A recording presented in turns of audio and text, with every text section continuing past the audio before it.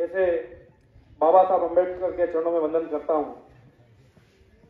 हमारे बीच राधे श्याम जी पूर्व ब्लॉक अध्यक्ष बड़ौदा से भी आए, नगर पालिका के उपाध्यक्ष रशीद खान जी भी आए। आप सबका स्वागत है, सरपंच साहब का भी स्वागत है। आगे आ जाइए आप। साथियों, यहाँ पर उपस्थित सभी कांग्रेस पार्टी के पदाधिकारीगण, सभी साथीगण, आप सबको प्रणाम करता हूं।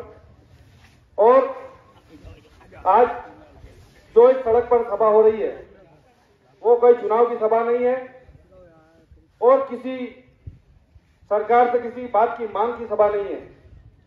आज एक ऐसे विचार की सभा है कि जो कांग्रेस पार्टी ने 70 साल तक अगर इस देश में राज किया तो सारे वर्ग और सभी लोगों को साथ लेकर चलने का काम किया।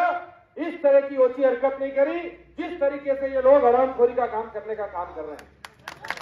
साथियों, राजनीति को सरकार आती जाती रहेगी, चुनाव होते जाते रहेंगे, पद पे आते हैं चले भी जाते हैं, लेकिन भाईचारा हमको बना के रखना चाहिए। ये देश हमारा है, इस देश में सभी का हक है।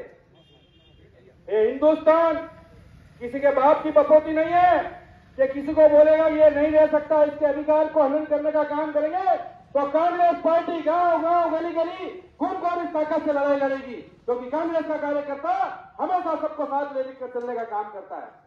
मैं कांग्रेस पार्टी के नीतीश खुराना एक छोटा सा कार्यकर्ता है, इस जाबाज कार्यकर्ता के लिए गर्व महसूस करता हूं। इसके लिए जोरदार तालियां बजाई जाए, क्योंकि जिस तरीके से उसने ताकत से जवाब दिया उस रिगार्डिंग को आप सबने लोगों ने सुना होगा। सामने से एक पदाधिकारी बोल रहा है कि सुराना जी पोस्ट हटा लो, नहीं तो आंदोलन हो जाएगा, बहुत कुछ उलट पुलट हो जाएगा।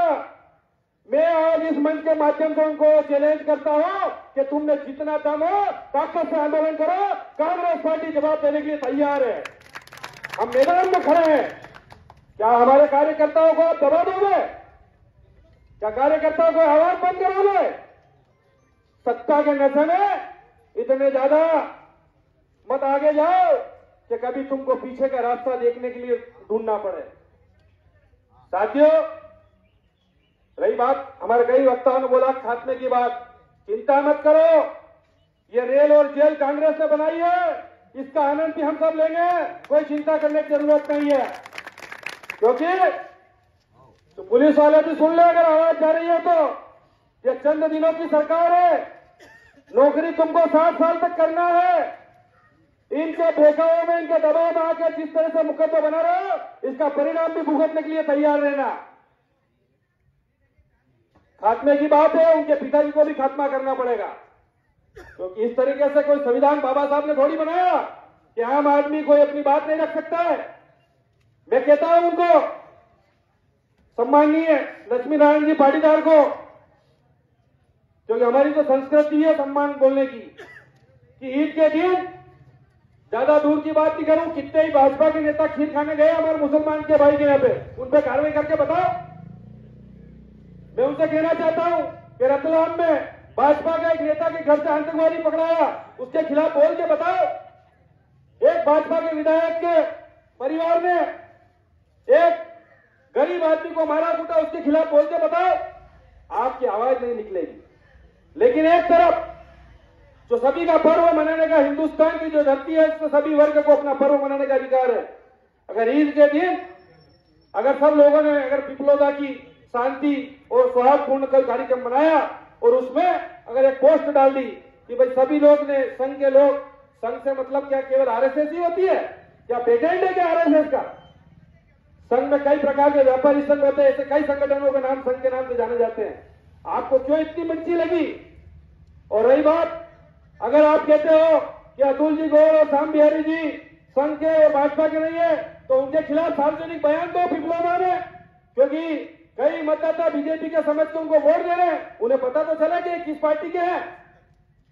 साथियों, मेरी कल डॉक्टर विक्रांत भुरिया से भी बात हुई है, माननीय हमारे प्रदेश की जीतू पटवारी जी ने भी इसको बहुत संज्ञान में लिया, एसपी कलेक्टर से बात करी। अभी हमारे वीरेंद्र सिंह हमारी यही बात हो रही थी कि इसकी ताकत से लड़ाई लड़ेंगे। और कल अहमदाबाद में राष्ट्रीय अधिवेशन है, तो तो डॉक्टर विक्रांत भूरिया से मेरी बात हुई, कल वहां पे भी बड़े नेताओं के बीच में इस बात पर चर्चा होगी और चिंता करने की जरूरत नहीं है। आज तो नीतीश सुराना कोई भी किसी भी गांव का कार्यकर्ता हो, जाबाज और पूरी ताकत से जवाब देना। जिस तरह से नीतीश सुराना ने ताकत से जवाब दिया, इस तरह ताकत से जवाब देना। कांग्रेस का एक एक कार्यकर्ता नेता आपके साथ है और हम सब लोग मिलकर आज जो आप ये संगठन से ताकत से जो बात उठाई है, अगर भविष्य में भी किसी के साथ इस तरह से बात हो तो एक साथ मिलकर सड़क पर उतर जाना, बाकी सब हम देख लेंगे। जय हिंद, जय जवान, जय किसान।